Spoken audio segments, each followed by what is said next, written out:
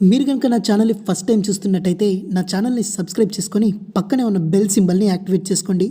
అప్పుడే మీకు నేను ఎలాంటి ఇంట్రెస్టింగ్ వీడియో చేసినా కూడా నోటిఫికేషన్ వస్తుంది. 1945 ఆగస్టు 17 సింగపూర్లోని సియాగాన్ ఎయిర్పోర్ట్. సాయంత్రం 4:30 కాకి బట్టలు వేసుకున్న ఒక సింహంలాగా నేతాజీ రన్వే పైకి వచ్చారు. కొంతమంది జపాన్ అధికారులు కూడా అందులో ఉన్నారు. రాత్రి 7 గంటలకు వియత్నాంలోని జానా మిలిటరీ ఎయిర్పోర్ట్లో ఆ విమానం ల్యాండ్ అయ్యింది. అక్కడ ఒక హోటల్లో బస చేశారు. 1945 ఆగస్టు 18న బోస్ టోక్యోకి బయలుదేరారు. మధ్యాహ్నం 2 గంటలకి తైవాన్ రాజధాని తైపీలో ఆ విమానం ల్యాండ్ అయ్యింది. అక్కడే లంచ్ చేసి మళ్ళీ విమానం ఎక్కారు. ప్లేన్ టేకాఫ్ అయిన కొద్దిసేపటికే పెద్ద శబ్దం వినిపించింది. దీంతో ఎయిర్పోర్ట్లో మెయింటెనెన్స్ ఆఫీసర్గా పనిచేస్తున్న కెప్టెన్ నౌకా మురా రన్వే వైపు చూశాడు. సుభాష్ చంద్రబోస్ ప్రయాణిస్తున్న విమానం కూలిపోయింది. నేతాజీ సుభాష్ చంద్రబోస్ చనిపోయాడు. నేతాజీ ఎలా చనిపోయాడంటే చరిత్ర మనకు చెప్పే కథ ఇది. భారతదేశ స్వాతంత్ర పోరాటంలో ఎంతోమంది వీరులు ఉన్నారు. వాళ్ళలో సుభాష్ చంద్రబోస్ ఒకరు. ఆయనకి ప్రత్యేకమైన గుర్తింపు ఉంది. బ్రిటిష్ వాళ్ళని తరిమి కొట్టడానికి శాంతి మంతనాలు జరుపుకుంటూ కూర్చుంటే పని కాదని భావించి ప్రత్యక్ష యుద్ధంలోకి దిగిన వీరుడు. స్వాతంత్ర పోరాటంలో తిరుగులేని పోరు చేసిన బోస్ మరణం, ఆయన అదృశ్యం ఇప్పటికీ కూడా ఒక అంతు చిక్కని మిస్టరీనే. మరి అసలు ఆ రోజు ఏం జరిగింది? బోస్ మరణం గురించి, ఆయన జీవితం గురించి ఇన్డెప్త్గా చాలా క్లియర్గా ఈ వీడియోలో తెలుసుకునే ప్రయత్నం చేద్దాం. రెండో ప్రపంచ యుద్ధం కాస్త తగ్గాక బ్రిటన్ ఫ్రీడమ్ ఇస్తుందని గాంధీ, నెహ్రూలు లెక్కలేసుకున్నారు.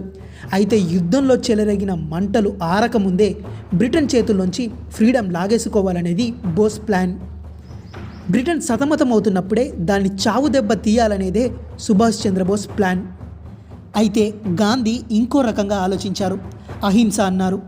దూకుడు మీద ఉన్న 22 ఏళ్ల కుర్రాడికి 2 నెలలకే సివిల్ సర్వీసెస్ ఉద్యోగాన్ని కాలితో తన్ని వచ్చిన జాతీయవాదికి యుద్ధతంత్రాన్ని చెప్పకుండా శాంతి మంత్రాన్ని చెప్తే కుదురుతుందా? గాంధీజీ సిద్ధాంతం బోస్కి నచ్చలేదు.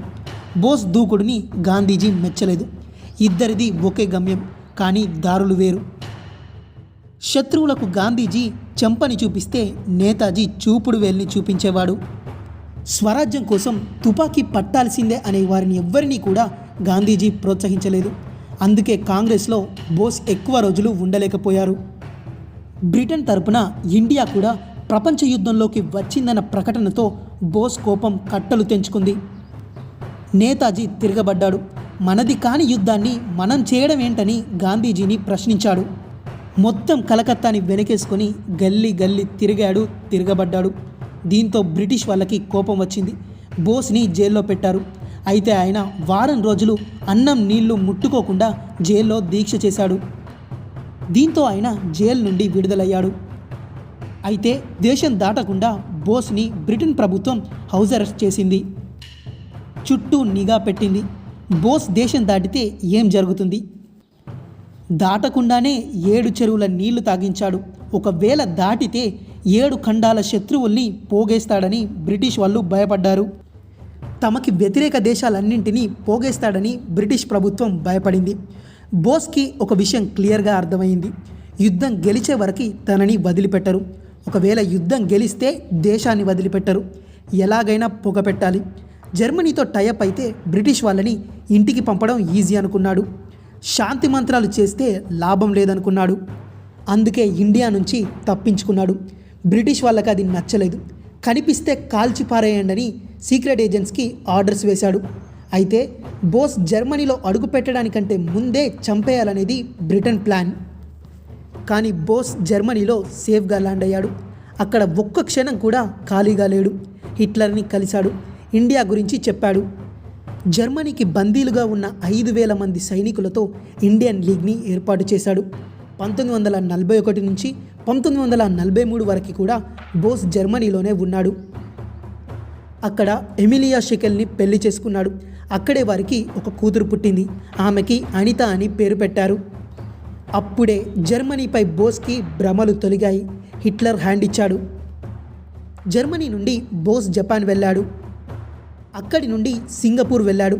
జర్మనీలో ఎలాగైతే సైన్యాన్ని కూడగట్టుకున్నాడో అలాగే Burma, Malaysia, Philippines, Shanghai, Hong Kong, తైవాన్లోని 40,000 మంది సైనికులతో సైన్యాన్ని సిద్ధం చేశాడు.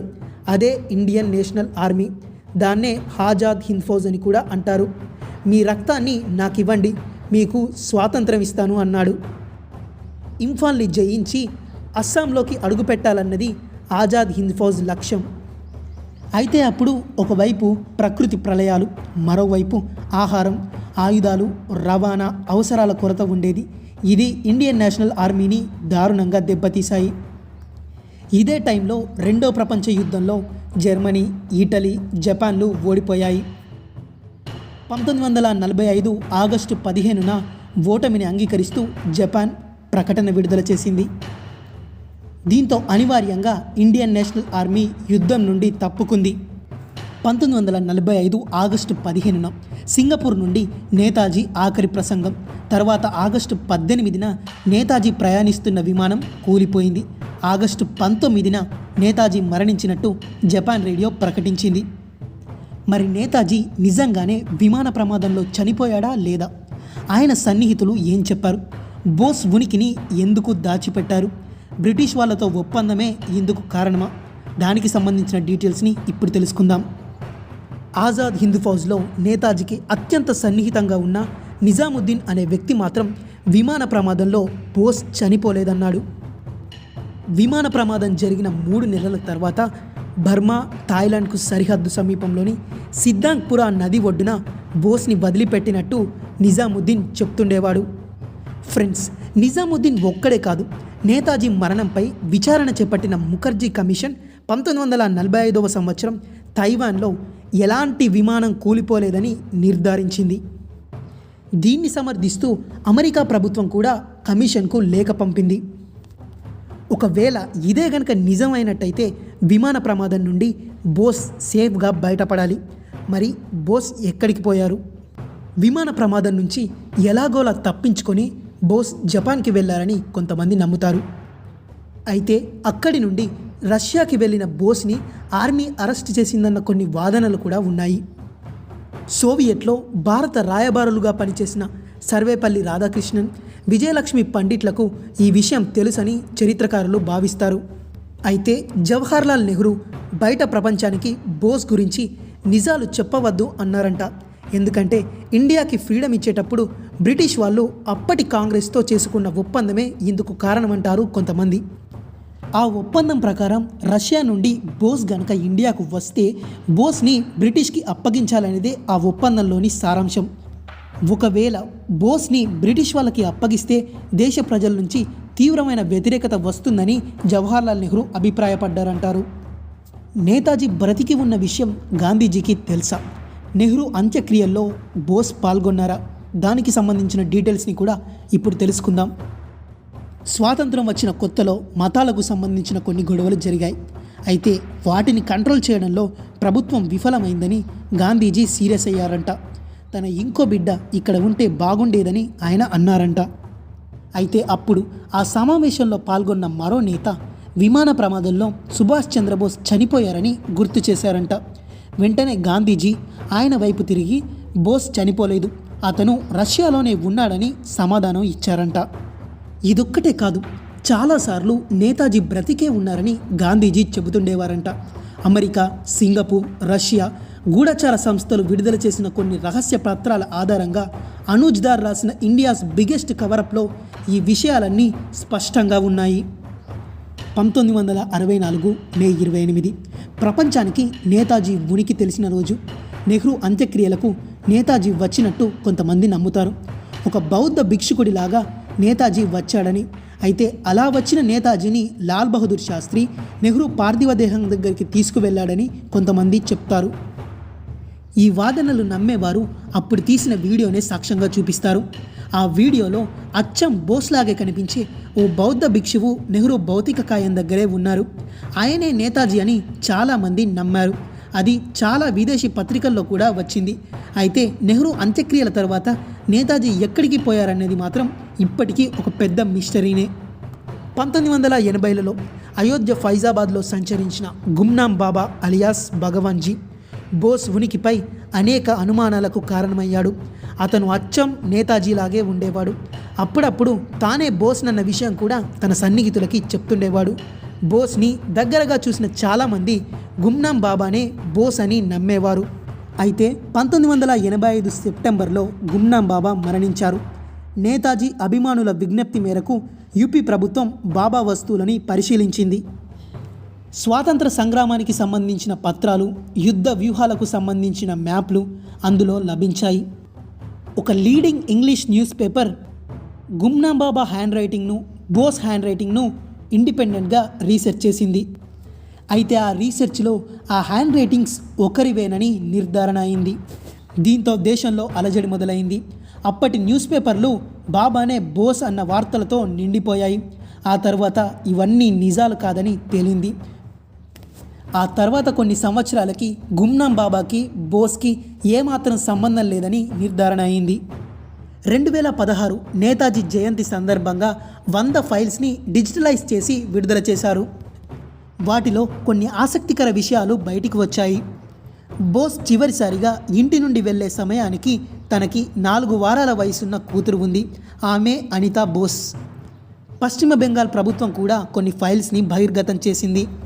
అందులోని ఒక ఫైల్లో స్విస్ జర్నలిస్ట్ బోస్ అదృశ్యం తర్వాత బోస్ సోదరుడు శరత్ చంద్ర బోస్కి రాసిన లేఖ ఒకటి అందులో ఉంది.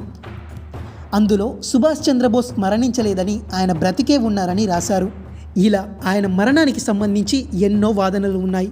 వాటన్నింటిలో చాలా వరకు ఆయన విమాన ప్రమాదంలో చనిపోలేదన్న వాదనలే ఎక్కువగా కనిపిస్తున్నాయి.